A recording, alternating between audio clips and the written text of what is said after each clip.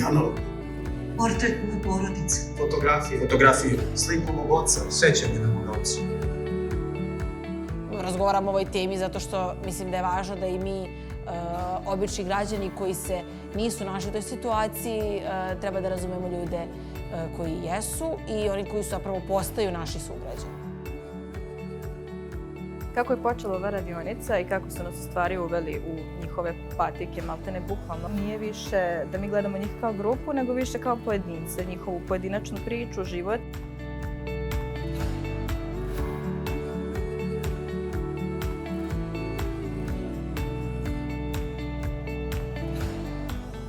Svi su mi na početku svi gledali kao on je iz Libije, došao iz Srbije, ono kao čudno je sve to. Pa i mislim da sve zavisi. Ima ljudi ko to odmah navikne i ima ljudi koji njih malo drugačije i treba ih vremena da prihvati, na primjer. Taj postojanje neki drugi ljudi iz druge države.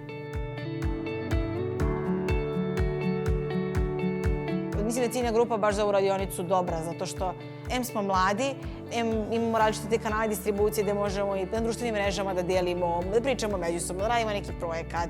Još uvijek se mi formiramo i važno je da dobijemo što više resursa da bi mogli da oformimo to mišljenje.